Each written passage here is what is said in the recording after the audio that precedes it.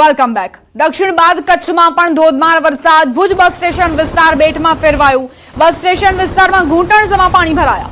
વાહનો બંધ થતા પારાવાર મુશ્કેલી સર્જાઈ। રાહદારીઓ ઘૂંટણસમાં પાણીમાંથી જવા મજબૂર બન્યા છે।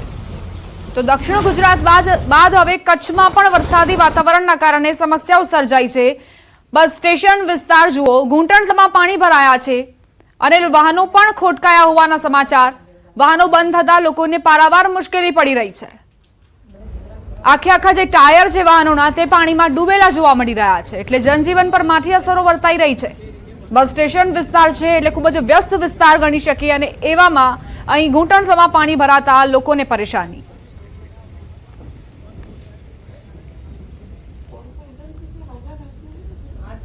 વલસાડમાં વરસાદની હેલી। રામવાડી વિસ્તારમાં 5 ગેલેરી તૂટી। રામ એપાર્ટમેન્ટના 5 ફ્લેટની ગેલેરીઓ તૂટી। લાંબા સમયથી જર્જરિત હતી આ બિલ્ડિંગ। જે ફ્લેટની ગેલેરીઓ તૂટી છે તે ખાલી હતા, તેના કારણે જાનહાનિ ટળી ગઈ છે। કોઈ ઈજા કે જાનહાનિના સમાચાર નથી પ્રાપ્ત થયા।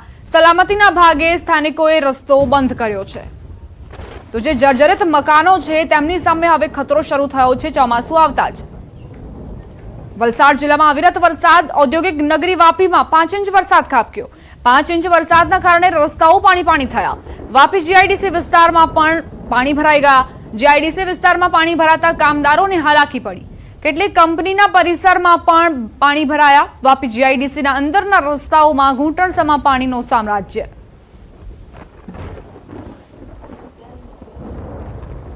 વલસાડ જિલ્લામાં આજે વહેલી સવારથી જ મેઘરાજા ધમાકેદાર બેટિંગના મૂડમાં જોવા મળ્યા। જિલ્લાના તમામ તાલુકાઓમાં સતત વરસાદના કારણે શહેરી વિસ્તારોમાં જનજીવન પ્રભાવિત। ઉમરગામમાં ભારે વરસાદથી સ્ટેશન રોડ પર કેટલીક જગ્યાએ રસ્તા ઉપર પાણી ભરાયા હતા। તો સંજાણમાં 4 રસ્તા અને બ્રિજ નજીક રસ્તા પર પાણીનું સામ્રાજ્ય। અહીંથી પસાર થતા રાહદારીઓ અને વાહન ચાલકોને મુશ્કેલીનો સામનો કરવો પડી રહ્યો છે। હજુ પણ જિલ્લામાં ભારે વરસાદની હવામાન વિભાગની આગાહી।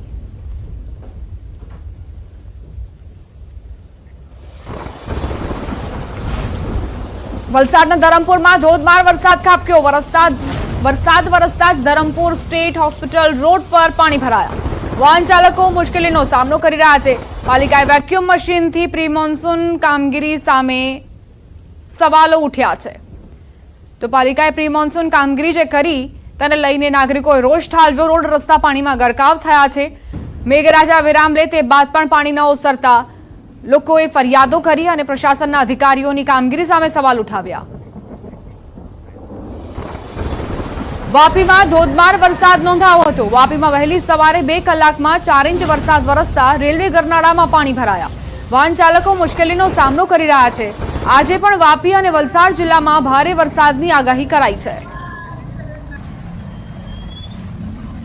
વાપી સહિત સમગ્ર વલસાડ જિલ્લામાં આજે પણ વરસાદી માહોલ જામ્યો છે। વહેલી સવારથી જ જિલ્લાના વલસાડ અને વાપીમાં ધોધમાર વરસાદને કારણે શહેરોના અનેક વિસ્તારોમાં રસ્તાઓ પર પાણી ભરાયા હતા। અત્યારે આપ જે દ્રશ્યો જોઈ રહ્યા છો વાપીના રેલવે ગરનાળાના દ્રશ્ય છે।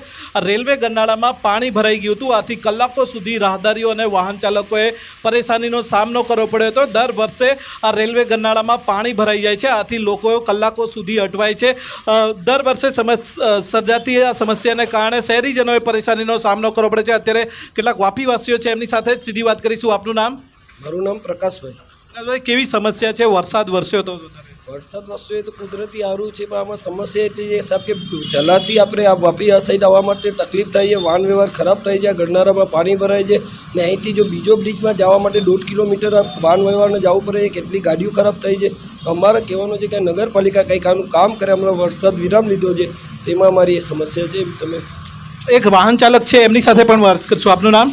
મારું નામ સતીશ આર પટેલ। સતીશભાઈ, શું કહેશો? કેવી સમસ્યા સજા? શું આ વર્ષે જ પાણી ભરાય છે કે દર વર્ષે આવું જોઈએ? દર વર્ષે આવી ટાઈમનો પ્રોબ્લેમ ચાલુ છે અને આ લોકો કોઈ પ્રશાસન આના માટે કોઈ મોટા તબક્કા નથી લેતા। એટલે અમે લોકોને જે આજુબાજુમાં રહેવાવાળા માણસને બહુ તકલીફ થાય છે। અમારે અહીંયાથી માર્કેટમાં જવું હોય તો કમસે કમ 1.5 થી 2 કિલોમીટર યુઝ કરવું પડે। જોકે ત્યાં પણ આ પોઝિશન જ છે। એટલે આ વરસાદ પડે ત્યારે આ સમસ્યાને પહેલેથી આગળ કંઈ એ લોકો ઠરાવ કરતા તો અમને જરાક સારું પડે એમ।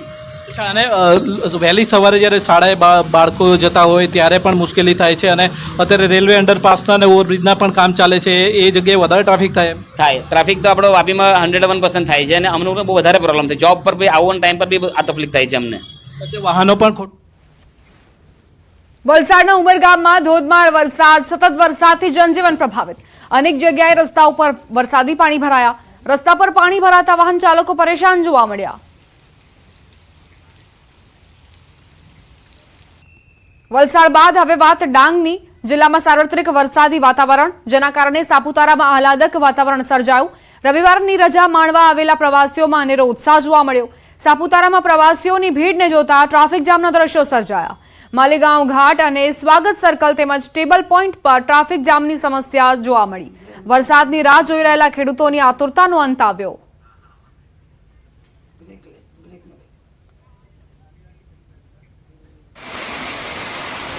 આ તરફ પાવાગઢમાં ધોધમાર વરસાદ દરમિયાન જે નયનરમ્ય દ્રશ્યો સર્જાયા તે આપણી ટેલિવિઝન સ્ક્રીન પર જુઓ. સવારથી વરસી રહેલા વરસાદને લઈ પગથિયા ઉપર ખડખડ ઝરણાની જેમ પાણી વહેતા થયા. પગથિયા ઉપર વહેતા પાણીના આનંદ સહેલાણીઓ માતાજીના દર્શન કર્યા હતા. કુદરતના ખોળે અદ્ભુત અને નયનરમ્ય દ્રશ્યો પાવાગઢ ઉપર જોવા મળ્યા હતા. માચીથી પાવાગઢના ડુંગર ઉપર પાણીનો અદ્ભુત નજારો જોવા મળ્યો હતો.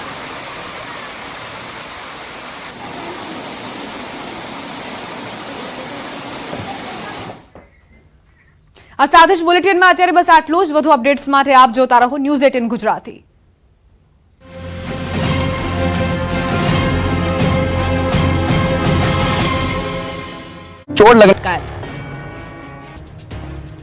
સુરતમાંથી માતા પિતા માટે લાલબત્તી સમાન કિસ્સો સામે આવ્યો, જેને રામ રાખે તેને કોણ ચાખે તેવી ઘટના બની. પર્વત પાટિયા વિસ્તારમાં આવેલા રોયલ રેસિડેન્સીમાં એક કાર ચાલકે બે રમી રહેલા બાળકોને કચડ્યા હતા. બાળકોએ બૂમાબૂમ કરતા કાર ચાલક તુરંત કારમાંથી બહાર નીકળ્યો હતો અને એક બાળકને બહાર કાઢ્યું હતું. તો અન્ય એક નાના બાળકની બૂમાબૂમ સાંભળી દોડી આવેલ માતાએ કાર નીચેથી બાળક બહાર કાઢ્યું. આ સમગ્ર ઘટના નજીકમાં લાગેલા સીસીટીવી કેમેરામાં કેદ થઈ હતી. સદનસીબે આ ઘટનામાં બંને બાળકનો આબાદ બચાવ થયો હતો. ઘટના કંઈક એવી છે કે રોયલ રેસિડેન્સીમાં એક યુવક પાર્ક કરેલી પોતાની કાર લઈને જવાનો પ્રયાસ કરી રહ્યો હતો.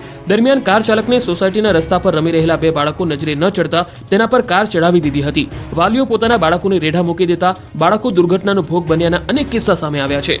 આ પ્રકારની ઘટના વાલીઓ માટે પણ લાલબત્તી સમાન છે. પોતાના બાળકોને જોખમી જગ્યા પર એકલા ન મૂકવા જોઈએ.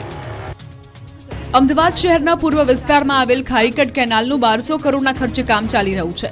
એએમસીની સામાન્ય સભામાં ખારીકટ કેનાલની કામગીરીને લઈ વિપક્ષે ભાજપ પર આકરા પ્રહાર કર્યા હતા. વિપક્ષના નેતા શહેજાદ ખાન પઠાણે આરોપ મૂકતા કહ્યું કે 1200 કરોડના ખર્ચે ચાલી રહેલા કેનાલના કામમાં ભ્રષ્ટાચાર થયો છે. કેનાલની ડિઝાઇન કોઈને જાણ કર્યા વિના રાતોરાત બદલી દેવામાં આવી છે. પ્રીકાસ્ટ બોક્સના બદલે તમામ આરસીસી વોલ બનાવી ભ્રષ્ટાચાર કર્યો હોવાના આરોપ લગાવ્યા છે. ભાજપે એએમસીના કમિશનરને આગળ કરી દીધા છે. ટેન્ડરની શરતોનો ભંગ કરવામાં આવ્યો છે. સંતોષકારક જવાબ ન મળે તો હાઈકોર્ટમાં જવાની ચીમકી ઉચ્ચારી. વિપક્ષના નેતાના આક્ષેપોને સ્ટેન્ડિંગ કમિટી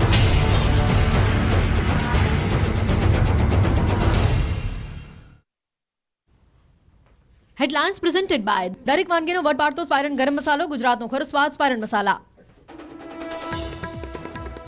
અમદાવાદમાં ધોધમાર વરસાદ, અનેક વિસ્તારોમાં જળબંબાકાર. અખબારનગર મીઠાખણી અંડરપાસ બંધ.